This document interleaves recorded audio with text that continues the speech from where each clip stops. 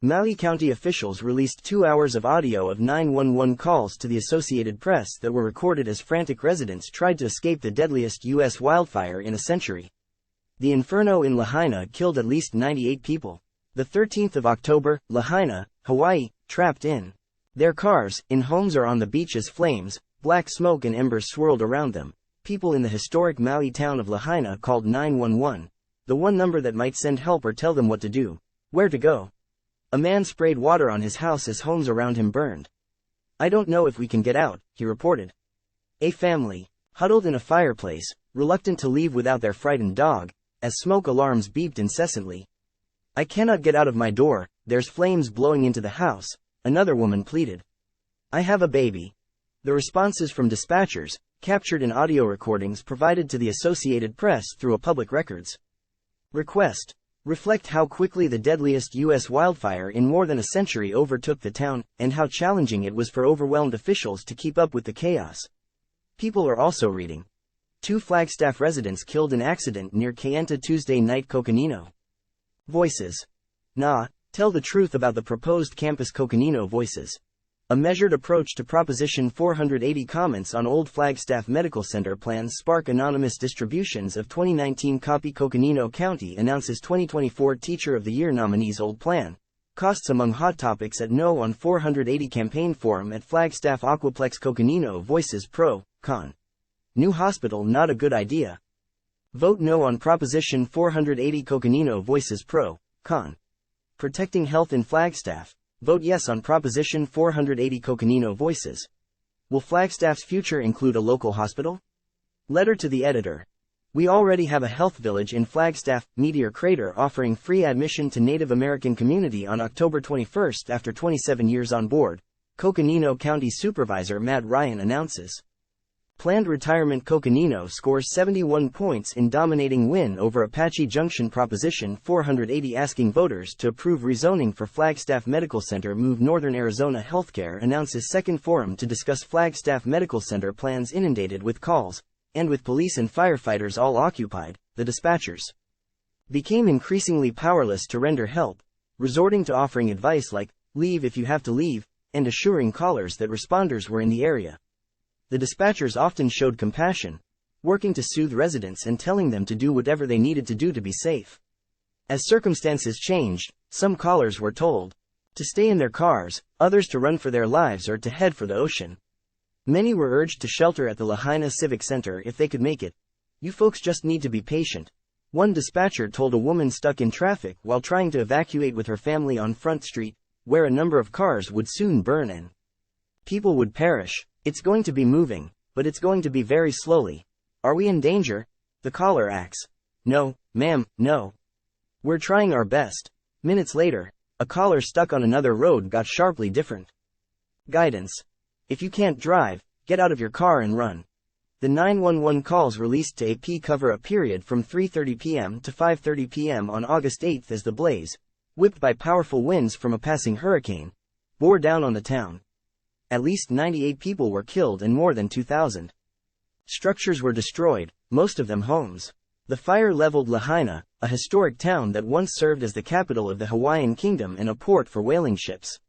Many drivers became trapped on Front Street, surrounded on 3 sides by black smoke and a wall of flames. They had moments to choose whether to stay or jump into the ocean as cars exploded and burning debris fell around them. The pleas for help came one after another. People calling because they were stuck in cars, trapped by fallen trees and power lines, or worried about loved ones who were home alone. Again and again, overwhelmed dispatchers apologized but said there was no one available to send to their location. Time equals 400 ms. Greater than a panicked father reported being trapped in his pickup, with a long line of other cars, behind the old mill of one of Hawaii's first sugar plantations. Flames were just inches from the vehicle when they finally managed to drive away, still on the line with a dispatcher. "Somebody's down over there," he said. Time equals 400 ms. Greater than. Listen now and subscribe. Apple Podcasts, Google Podcasts, Spotify, RSS feed, Omni Studio. "Just go, Dad," his son shouted. "We cannot do nothing for her." Dispatchers also fielded calls from outside Lahaina, including reports of violent crimes and other wildfires burning elsewhere on the island. In all there were more than 4,500 emergency calls and texts that day, according to the Maui Police Department, including hundreds of calls during the time span requested by AP. Normally, dispatchers get about 1,600 calls a day. It was an extremely dynamic situation that day, in which our dispatchers adapted to the best of their abilities, police spokesperson Alana Pico wrote in an email. Authorities redacted names and addresses from the recordings to avoid releasing personally identifying information. For many of the recordings, it was not clear whether the callers made it to safety.